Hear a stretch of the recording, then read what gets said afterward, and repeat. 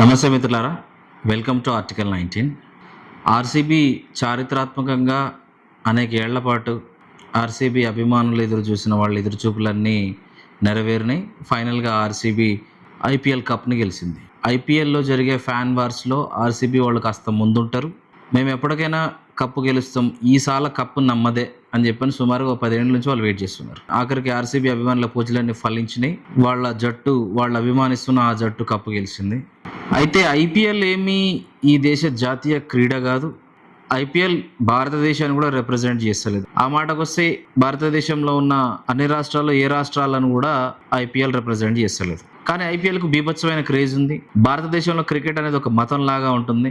మతాలకు, కులాలకు అన్నిటికంటే భిన్నంగా క్రికెట్ ఒక మతంగా అవతరించింది. దీన్ని మనం యాక్సెప్ట్ చేస్తాం. ఆర్సీబీ ఈ కప్పు గెలిచిన సందర్భంలో, ఫైనల్ మ్యాచ్ సందర్భంలోనే కొంత తొక్కిసలాట జరగడం, అనేక రాష్ట్రాలు లాఠీ చార్జీలు జరగడం, కొంతమంది ప్రాణాలు కోల్పోవడం కూడా జరిగింది. అది చాలా బాధాకరం. అయితే అనేక సంవత్సరాలకి ఈ ఐపీఎల్ ట్రోఫీలు నడుస్తున్నాయి. మన దేశంలో, స్వదేశంలో జరిగినాయి, విదేశంలో జరిగినాయి. హైదరాబాద్ టీం కూడా కప్పు గెలిచింది. చెన్నై, ముంబై, కాల్కటా, లక్నో ఇలా అనేక టీంలు ఐపీఎల్ను అనేక సంవత్సరాలుగా గెలుస్తూనే ఉన్నాయి.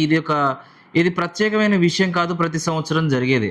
అయితే అనేక ఏళ్ల ఎదురుచూపుల తర్వాత ఆర్సీబీ గెలవడం ప్రత్యేకమైన విషయం అయినప్పటికీ కూడా ఆ గెలిచిన అంశాన్ని కాంగ్రెస్ పార్టీ తన రాజకీయ అవసరాలకు దాని నుంచి కొంత పొలిటికల్ గెయిన్ పొందాలని, రాజకీయంగా ఆర్సీబీ అభిమానుల యొక్క అభిమానాన్ని చూరగొనాలనో, లేదంటే అందులోకెళ్ళి కొంత రాజకీయపరమైన లబ్ధి పొందాలని చెప్పనో ఆ టీంని వాళ్ళు సన్మానించారు.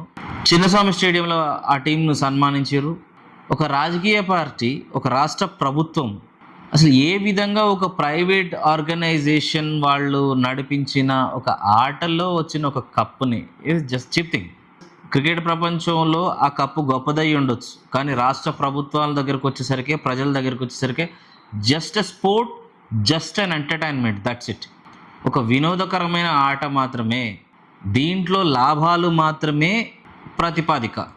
లాభాలకు లేకుండా ఏ టీం కూడా, ఇందులో చారిటీలు లేవు, ఇందులో సమాజ సేవ లేదు, దీంట్లో మరి ఇంకేది లేదు, కేవలం వ్యాపారం తప్ప. ఆ స్టార్ క్రికెటర్లతో బ్రాండ్ ప్రమోషన్లు చేపించటము, టికెట్లు అమ్ముకోవడము, ఇటువంటి వ్యాపార కోణం తప్ప ఒక టీంను, ఒక ప్రభుత్వం సన్మానించేంత సామాజిక సేవ అయితే ఈ ఐపీఎల్ అయితే నడుస్తలేదు. కానీ కాంగ్రెస్ పార్టీ, కర్ణాటకలో అధికారంలో ఉన్న కాంగ్రెస్ పార్టీ ఆ బెంగళూరు జట్టును సన్మానించాలని చెప్పి చిన్నస్వామి స్టేడియంలో ఒక ప్రోగ్రాం పెట్టి దాంట్లో వాళ్ళని సన్మానించారు. సరే సన్మానించారు, తప్పేలేదు. అయినా బయట లాఠీ చార్జ్ జరుగుతుంది. కొంతమంది ప్రాణాలు కోల్పోయారు. ఒక చిన్న పిల్లోడు ప్రాణాలు కోల్పోయాడు. ఎంత బాధాకరం. కాంగ్రెస్ పార్టీ రాజకీయంగా లబ్ధి పొందడానికి ఆ పిల్లలు ఎందుకు ప్రాణాలు కోల్పోవాలి? ఇది కాంగ్రెస్ పార్టీ ప్రభుత్వ వైఫల్యం కాదా? కర్ణాటక కాంగ్రెస్ ప్రభుత్వము తన నిర్లక్ష్యంతో అందులో నుంచి royal Challengers Bengaluru royal Challengers cup గెలవడం నుంచి వచ్చే ఫండాను, దాని ప్రతిఫలాన్ని తీసుకోవాలని కాంగ్రెస్ పార్టీ భావించినప్పుడు దానికి తగ్గ ఏర్పాట్లు కూడా చేయాలి కదా. ప్రజల ప్రాణాలు బలిగొని అందులోకెళ్ళి వచ్చే రాజకీయ లబ్ధి తీసుకొని కాంగ్రెస్ పార్టీ ఏం పడుస్తుంది? ఇటువంటి తప్పులు అనేకం చేస్తుంది కాంగ్రెస్ పార్టీ. ఈ రాయల్ ఛాలెంజర్స్ని కానీ కాంగ్రెస్ పార్టీని కానీ విమర్శించడం నా పని కాదు. కానీ కాంగ్రెస్ పార్టీ ఈ దేశానికి రాహుల్ గాంధీ కాబోయే ప్రధానమంత్రి అని చెప్పుకుంటుంది, సామాజిక న్యాయం మా విధానం అని చెప్పుకుంటుంది, కానీ బాధ్యత లేని పనులు చేస్తుంది. ప్రజల ప్రాణాలను పణంగా పెట్టి రాజకీయ లబ్ధి పొందాలనుకోవడం ఏది నీచంగా. ఆ వీడియోలు కూడా చాలా చండాలంగా ఉన్నాయి. డీకే శివకుమార్ వాళ్ళని సన్మానిస్తున్నప్పుడు వాళ్ళ మెడల దండలు తిప్పేయడం కానీ. ఐపీఎల్ అనేది కేవలం ఒక వ్యాపారము. దానికి సంబంధించి లలిత్ మోడీ చెప్తాడు, విజయ్ మాల్యా చెప్తాడు, ఏదో ఒక పాడ్కాస్ట్ ఉంటుంది నేషనల్ లెవెల్లో, వాళ్ళందరూ చెప్తారు that is just an entertainment game for the profits of the BCCI and for the profits of the franchises. అది బీసీసీఐకి లాభం చేకూర్చడానికి, టీంల యాజమాన్యాలకు లాభం చేకూర్చడానికి, ప్రజలకు ఎంటర్టైన్మెంట్ కల్పించడానికి, బ్రాండ్ ప్రమోషన్స్ చేయడానికి, వీటన్నిటికీ ఒక ఈవెంట్, ఒక వేదిక. అది కేవలం వ్యాపార దృక్పథంతో మాత్రమే అది నడుస్తుంది. వాళ్ళని సన్మానించాలనుకోవడమే చెత్త. వాళ్ళని సన్మానిస్తూ సరి అయిన భద్రత ఏర్పాట్లు చేయకపోవడం ఇంకో చెత్త. అక్కడ వాళ్ళని చూడడానికి వచ్చిన వాళ్ళపైన లాఠీ చార్జీలు చేయడం ఇంకా దరిద్రం.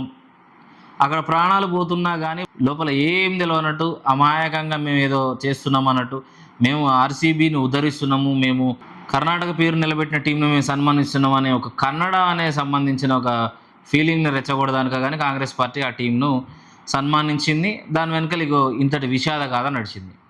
ఒక ఇంపార్టెంట్ విషయం ఏమిటంటే అందులో ఒకడు కర్ణాటక కూడా లేడు. ఆర్సీబీ, కర్ణాటక, బెంగళూరు, వాళ్ళ ప్రాతినిధ్యము, వాళ్ళ పేరు, అందులో కర్ణాటకలో లేరు. సరే ఉన్న ఒకటిద్దరు ఫేమ్లెస్ ఫెలోస్ ఉన్నారు, వాళ్ళు కూడా ఎక్కువ ఆడింది లేదు. ఈసాల కప్పు నమ్మదే, ఈసాల కప్పు నమ్మదే అంటే ఎన్ని ప్రాణాలు పోగొట్టిన తర్వాత ఈసాల కప్పు నిమ్మదే? దీంట్లో లాభ నష్టాలు బేరీజ్ వేసుకుంటే కప్పు గెలిచి కాస్త ఫేమ్తోని పైసలతోని ఆర్సీబీ ఆటగాళ్ళు కానీ ఆర్సీబీ ఫ్రాంచైజీ కానీ లాభాలలో ఉంది. ఆర్సీబీ గెలుపు ద్వారా కన్నడలో దానికి ఉన్న లేదా దేశం మొత్తంగా ఆర్సీబీ ఫ్యాన్స్ను దేశం మొత్తంగా ఉన్న ఆర్సీబీ ఫ్యాన్స్ను ఆర్సీబీ టీంని సన్మానించడం ద్వారా కొంత సింపథైజర్స్ కింద మార్చుకునే ప్రయత్నం కాంగ్రెస్ పార్టీ చేయడం, దాని ఫలితాలు ఎలా ఉన్నప్పటికీ కొద్దిపాటి ఫలితం వచ్చినా అది కాంగ్రెస్ పార్టీకి వస్తుంది. ఇందులో నష్టపోయింది ఎవరు అంటే ప్రజలు, ప్రాణాలు పోగొట్టుకున్న మనుషులు, వాళ్ళ కుటుంబాలు ఆ శోక సముద్రంలో ఉన్నాయి. నష్టపోయింది వాళ్ళే. వాళ్ళు శోక సముద్రంలో ఉన్నారు, వీళ్ళు ఎంజాయ్ చేస్తారు. పెద్ద ఫరక్ కూడా కాదు. ఇవాళ రేపట్ల 2 రోజులలో ముచ్చట సమసిపోతుంది, అనేక ఈవెంట్లు జరుగుతాయి, తిరిగి వ్యాపారమే. ఇందులో మానవతా దృక్పథంతో, సమాజ సేవా దృక్పథంతో ఎటువంటి పనులు జరగవు ఇక్కడ. ఇది వ్యాపారం. ఒక వ్యాపారంలోంచి రాజకీయ లబ్ధి పొందాలనుకోవడమే కాంగ్రెస్ పార్టీకి ఉన్న చెత్త బుద్ధి, నీచమైన బుద్ధి. అటువంటి ప్రయత్నాలు ఇక్కడ తెలంగాణలో కూడా జరిగినాయి. ఆ బ్యూటీ కాంపిటీషన్ కూడా మనం చూసినాం. 200 కోట్ల రూపాయల దాకా ఖర్చు అయిందని చెప్పిన ప్రతిపక్షాలు కూడా అనేక విమర్శలు చేసినాయి.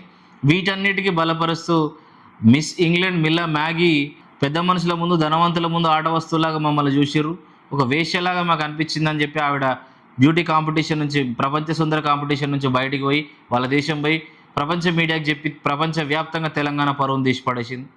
ఇటువంటి చిల్లర పనులేమో రాష్ట్రాల్లో ఉన్న కాంగ్రెస్ పార్టీ నాయకులు చేస్తున్నారు, ఆయా రాష్ట్రాల ప్రభుత్వాలు నడిపిస్తున్న నాయకులు చేస్తుంటే రాహుల్ గాంధీ గారు మాత్రం ఈ దేశాన్ని మొత్తం నేను మారుస్తా, ఈ దేశంలో సామాజిక న్యాయం నేను తీసుకొస్తా అనే ముచ్చట్లు చెప్పుకుంటా దేశం మొత్తం తిరుగుతున్నాడు.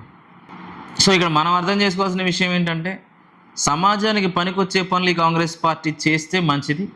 ఇటువంటి పిఆర్ స్టంట్స్, ఇటువంటి చిల్లర పనులు ఎన్ని చేసినా కానీ భవిష్యత్ కాలంలో, రాబోయే కాలంలో కాంగ్రెస్ పార్టీకి ఎటువంటి మేలు జరగదు, చెడ్డ పేరు వస్తుంది, చరిత్రహీనులుగా మిగిలిపోతారు తప్పితే వాళ్ళకు దీనివల్ల జరిగే మేలు అయితే ఏం లేదు.